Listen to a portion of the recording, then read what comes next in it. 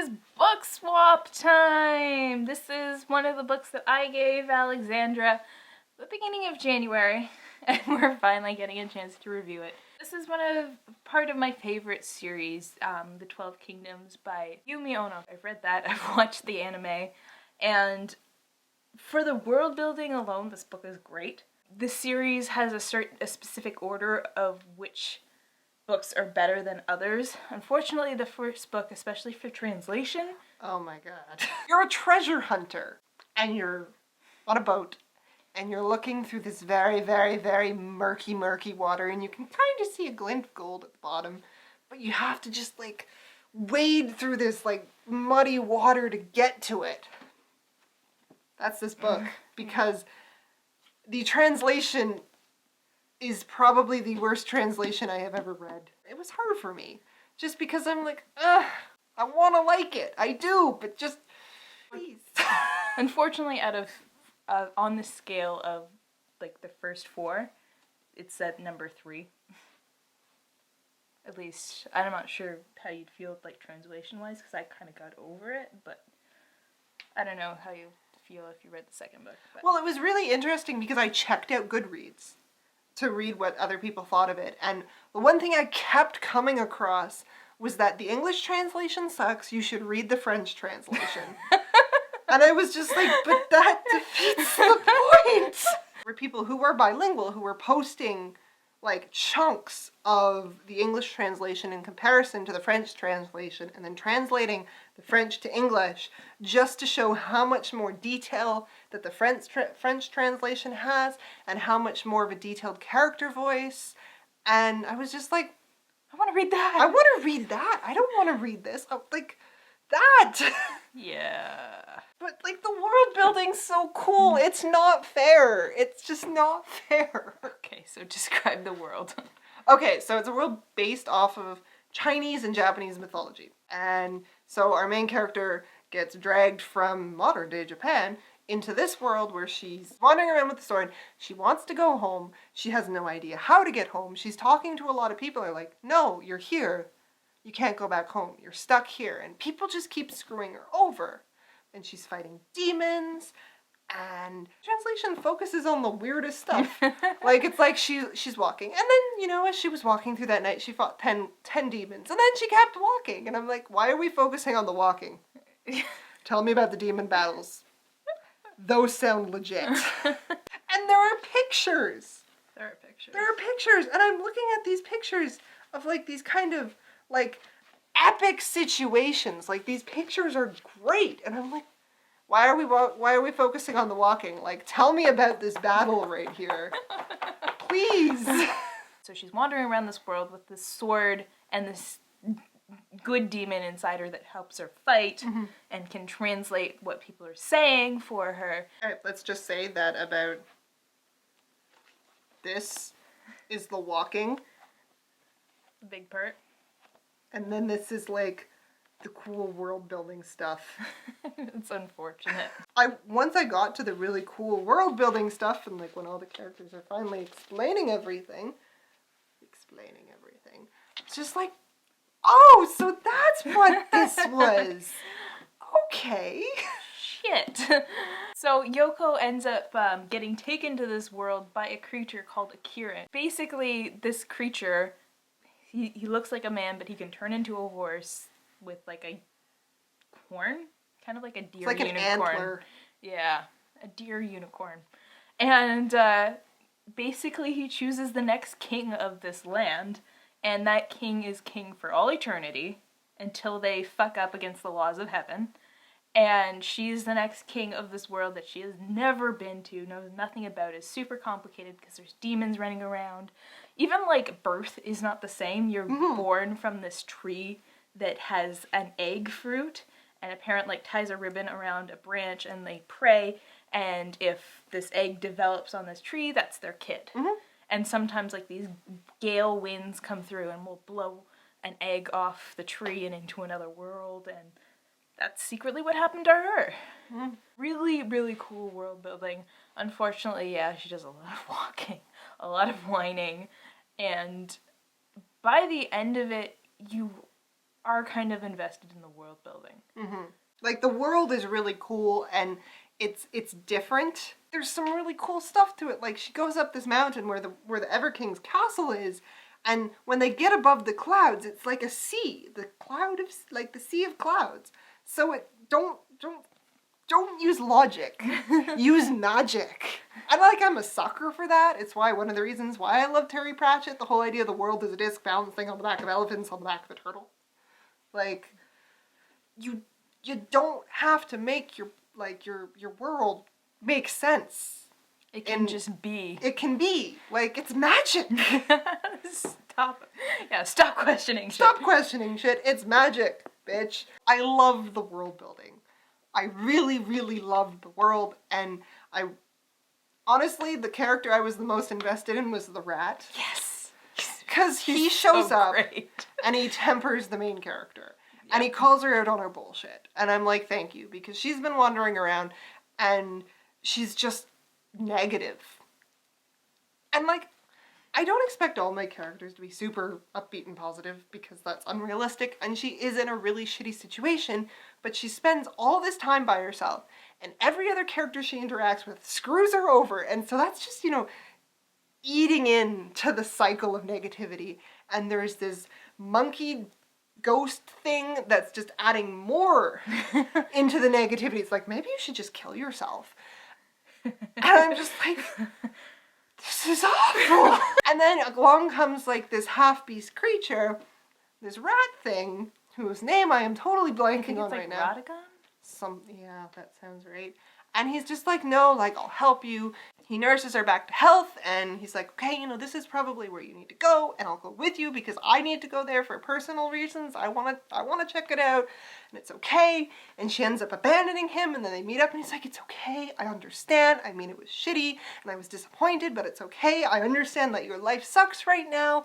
And I'm just like, this thing is the best thing ever. I want him to be my best friend. And at that point, she's like, I was really shitty to you. Yeah. I am sorry. And so that's about when her character starts to turn. And I'm just like, oh, wait, that's when it starts getting interesting again. And then what really, really upset me is we get to the very end, this part, and they're like, okay, this is what's going on. You are the Glory King. This, someone is screwing with your kingdom. Someone is, funding this false king. And we're gonna go, and we're gonna rescue your Kieran. And I'm like, cool. There's, this much left now. 10 pages. And I'm like, this is setting up for the sequel. I will read the sequel. And then it actually, it cuts. And she's standing with the Kieran. And I'm just like... You had an elite force of 135 flying warriors. You arrived at this other mountain castle. You had to fight your way in. He had to have been guarded. You're not just gonna hold him there. And yet she's freeing him. I'm like, but I wanted to know about the fight. You and the Ever King are cool fighting together. That's what, it has to exist somewhere. Maybe? I'm not sure. I've never looked into it. When you watched the anime, did it show that? I don't think so. It was weird. Yeah, I don't know. It never struck me as weird when I was reading it, but now that you say that, yeah, it's kind of weird. I was just like, oh, okay, well, I guess so. I was kind of dazzled by the world building. I was like, oh, this is really neat. But yeah, that is kind of weird. But I have to say the next English translations get better. That's comforting. There is 2 books in between the next book focusing on Yoko. And it's on her kingship and a rebellion, which is really interestingly well done. It introduces some new characters, and so you get these different perspectives on this rebellion. See, that sounds more interesting to me, because that sounds like there are stakes instead of walking around killing demons between pages and walking. Yeah. Oh yeah. But unfortunately, you have to read this one to get to the other one. Yeah, and the next book I didn't like quite enjoy it as much just because the character's a little younger, but he's a Kirin and he has to choose the next king for this kingdom, which is kind of cool because you get to know more about the Kirin. And then I think I can't remember, maybe I keep getting the second and the third one confused, but the order might be switched. But anyways, the third one is about Shoryu, the Ever King, and his troubles when he was first taking the throne.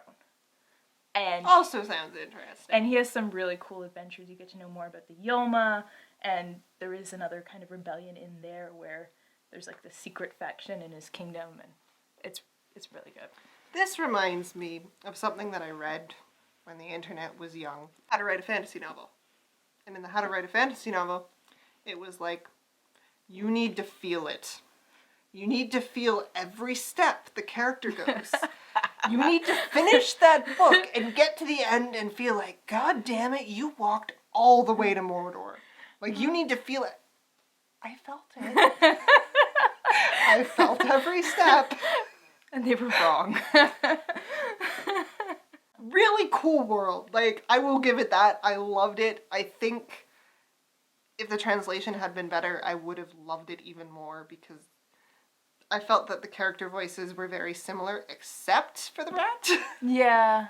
And that I think is just because they tried to like make his voice more colloquial. You know what? I think there is an actual translation of somebody like just fan translating it. Which would be something I'd like to check out. I'm gonna go over there and see what happens because I haven't read this in a long time. So. But the one thing that I found really interesting in the very beginning of the book was her relationship with her parents and the people at school, and so how fucked. She disappears. Like, the Kirin shows up and takes her away, and you know there's like the windows explode, and you don't know if it's actually true what happens after because she's looking into the sword, and later on it says that if you don't kind of master and control the sword, it's going to show you kind of like... It's going to show you stuff to make you miserable. Yeah. And so she's every night, because she lost the scabbard, she's looking into this sword, and the sword is showing her mother in her room and her father just being like, you know, she wasn't good. She wasn't a good girl. She lied to you. She's just give up. She's not coming back. She's dead. And like her father kind of really pissed me off just because he's like, no, you can't wear pants. You have to wear a skirt. Yeah. Well, and the whole thing like that you do get from her character arc in this is like you can't please everyone. Mm-hmm. And she kind of spent her whole life in Japan trying to please everyone, trying to please her teacher. And she's always had this like really bright red hair, which unrealistic, but she's always... It kind of reminded me of Horns. A little bit. Because they're like the police and people are interviewing the people in her class and her teacher. And everyone's like, yeah, no, I didn't actually like her. Like, I guess she was okay, but she was... She was kind of like a nothing person. Yeah, she was just there, like... I'm not going to miss her. And the teacher was like, oh yeah, she was good, but you know, I prefer the kids that are, you know, act out a little bit. In a couple of years, like, I won't remember her. And I was just like, holy shit. Yeah, this book is very honest. Oh my god. And so, yeah, this whole time she kind of realizes that, you know, who she was in Japan was not somebody... Who she is. Yeah. And as she kind of comes into her kingship, she's kind of learning that she has to do things for herself. And it's kind of cool how it's paralleled with her appearance. How, like, when she comes into this world, she changes physically to become who she actually is versus, like, the mask she was wearing in Japan to fit into that world. And I'm like, oh, that's kind of subtle and clever. Like, I like that. It's just unfortunately the translation. Like I said, glimmer of gold, murky water. Yeah. I'm going to check out the online version, see what happens there. Get back to me on that. I'd be interested to see... And I'd be really upset if it's like intensely awesome because like I slogged through this. I'll be like, God damn it. I'll feel so bad. I really will. I also like the cover. She's kind of like really badass. Like she works up to it, but she eventually gets there. And I love the art, yeah. Yeah, the art was my favorite part. This one. So anyways, that was our review of the 12 Kingdoms. Honestly, find a way to check out this series. Find a way to make it bearable for you because... The world building is amazing. Yep. and I swear to God, it gets better. So, we will see you guys later, and thanks for watching our book swap. Bye guys.